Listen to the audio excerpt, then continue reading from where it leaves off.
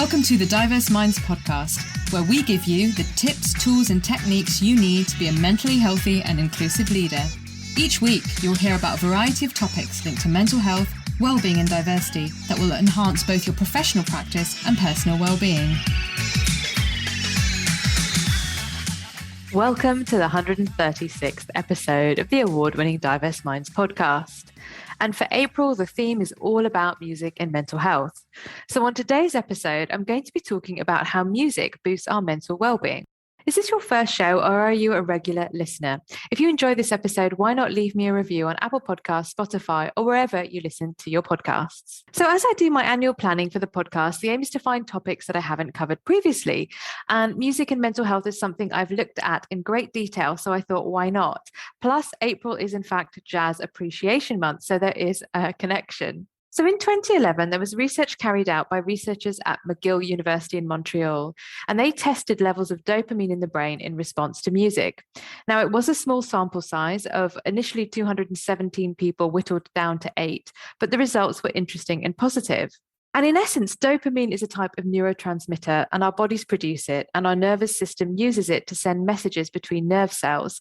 And this is very distilled and simplified, so please just stick with me here. I'm never claimed to be a neurospecialist, but it's often referred to as a chemical messenger. And dopamine plays a role in how we feel pleasure, and it's a big part of our unique human ability to think and plan and know what brings us happiness. So the dopamine increases in response to other stimuli such as food, money, satisfaction, and it's known to produce a feel-good state in response to certain tangible stimulants such as eating sweets, so sugar produces dopamine, going for a run potentially, to taking drugs that are linked with euphoric sensations.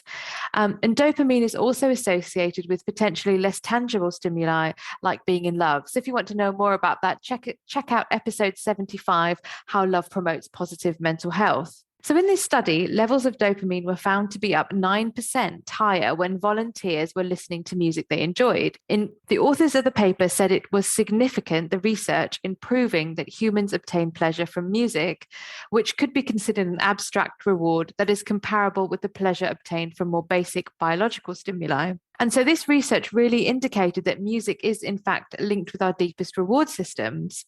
And then I wanted to comment a little bit about listening to music in various languages, so languages that we don't understand, languages that aren't our mother tongue. And there's another piece in Vice about why we listen to music in various languages and languages we may not understand. And in this piece, and you can check it out in the show notes, Thea Tolentino, a music teacher and music therapy master's student based in Melbourne, was talking about the fact that we can enjoy music in languages we do not understand, because most of the time when listening to music in another language, we enjoy the lyrics as sounds and not necessarily as words. So this might explain why we are immediately drawn to a song even without knowing its lyrics. And things like personal and cultural experiences do affect people's responses to different kinds of music. So she explains in this article that there are certain musical techniques that are generally used to convey certain moods. So usually we can identify if a piece of music is uplifting or angry, or there has a sense of wistfulness in it. So on one scale, we have that graduated series of notes, tones, or intervals, or dividing octaves she talks about.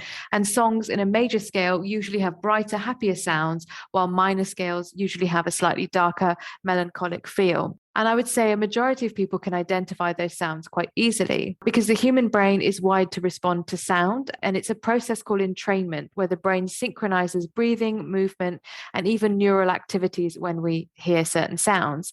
And so this is why fast-paced music is chosen for running and exercise classes. Other activities such as meditation, you're going to listen to more gentle melodic sounds in the background. Okay, so how music can boost our mental health? Well, we actually use music in many different ways. So we can listen to it, but we can also create it, whether we're professional, amateur, singing in our kitchens, our bathrooms, well or badly. In religious practices, there's often chanting. Every religion has songs and hymns, the equivalent of hymns, playing musical instruments, dancing to music. Again, that could be in a professional way, in a relaxed way, dancing around your living room, songwriting, or even making up songs for your children or for each other, relaxing, meditating to music, and having it in the background really helps us with the task in hand. And researchers from the MARCS Institute for Brain Behavior and Development have found that music increases memory and retention, as well as maximizing learning capabilities. And our brains trigger particular emotions, memories, and thoughts, which can lead to more positive effects towards mental health and well-being. So let's go through the ways, and the key ways, according to research, and also things that we know. Research is great, but often we know things. So first of all, music can help us focus on our work or our study or the activity that we're doing. If there's something that you really, really don't want to do or can't face doing, I think turning on a piece of music to help your focus and you have it.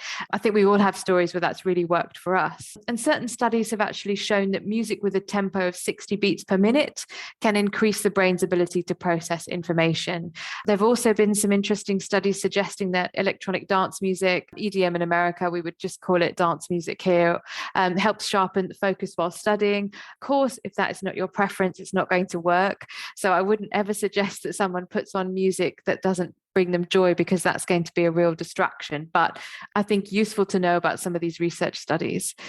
The second thing is we can't always find ways to express ourselves. It's often very difficult to find the words for a rubbish emotional feeling, or even an elated one, or even feeling excitement. But when we select a piece of music and we play it, it can really help us to express emotion without having to say anything.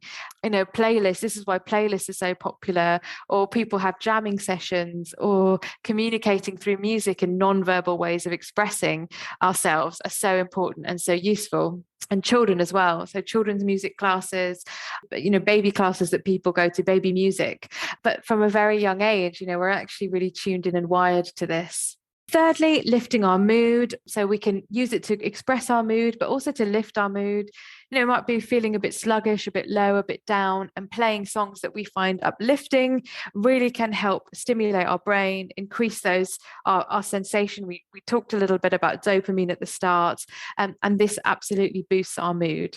The fourth area is around boosting confidence. So music that's often thought to be in the background, ambient music. I don't know if any listeners are fans of ambient trance, so that might be really familiar to you. Is thought to have a binaural beat music. So this has actually been proven, I can't quote the study actually, but to assist in anxiety and low confidence. It's thought to be linked to the alpha waves. So 8 to 14 hertz are thought to help the mind get into a more sharpened and confident state.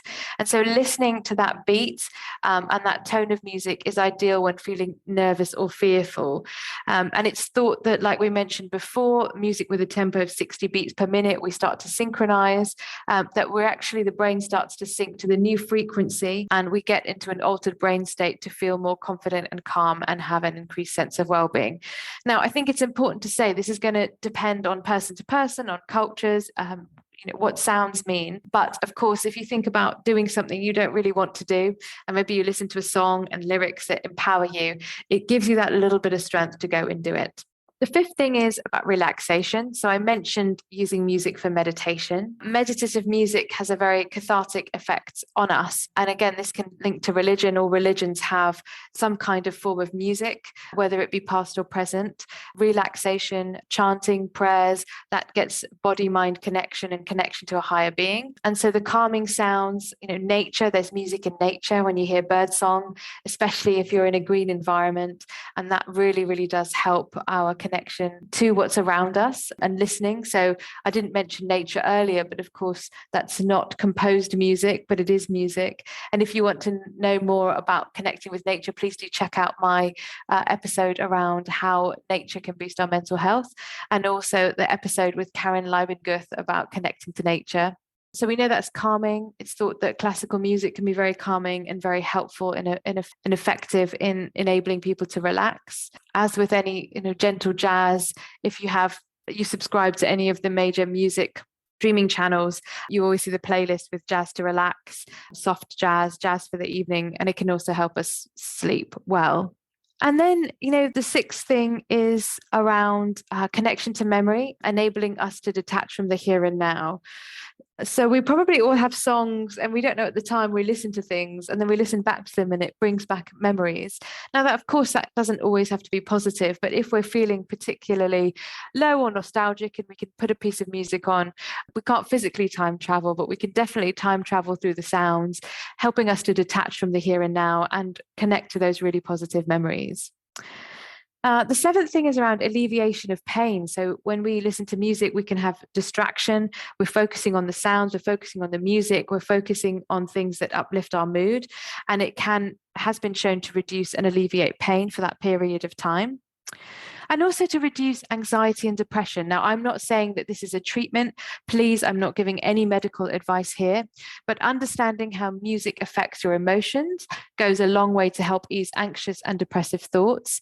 Music therapy, and please check out the episode that's coming out week commencing 19th of April, where I talked to a music therapist. It's become a really popular form of treating anxiety and depression. But please remember that has to be done with the expertise of someone who's trained and qualified as a music therapist. But we all know there are times where we feel low, and if we choose a song, we listen to that, it can help our mood in that moment. And it's really about listening and thinking about, okay, well, I'm just going to take time out, I'm going to take a step away. So this piece of music really helps. And there was a recent study by Dr. David Lewis Hodgson of Mind Lab International, and he proved that instrumental, classical, or ambient music can help with certain people reduce anxiety by up to 65%. So interesting research. And if you'd like to know more, I have put the links in the show notes. So I really hope you're enjoying the content of this podcast and you want to keep up to date and connect with me. Then why not join my free bi-monthly newsletter? And by joining, you'll receive a free copy of my ebook, The Mentally Healthy Leading Manager. And that link is https://bit.ly/DMSYNR. Okay, so what can we do then? How can we use music in a way to support our mental health and well-being? So I've got a couple of questions that I'm going to ask you that you might like to reflect on and use to think about how you can use music in this way. So first of all, what are the types of music or the piece of music that allow you to sit with a particular mood, change of mood, or set a new mood? So they could be different pieces, it could be one piece. Is there a piece of music that makes you feel better, your fail-safe, a piece of music that you always turn to? Equally, is there a piece of music that makes you feel quite morose or low, that you know when you feel not in a great place you don't want to listen to? And also think about music that might help you express certain emotions. So is there a piece of music that when you feel angry and you can't scream and shout at someone as much as you'd like to, you can put on and sing along with the lyrics at the top of your voice? And look, finally, is there a certain style of music that is helpful to you for your well-being? Or do you have certain different genres you like to listen to depending on your mood?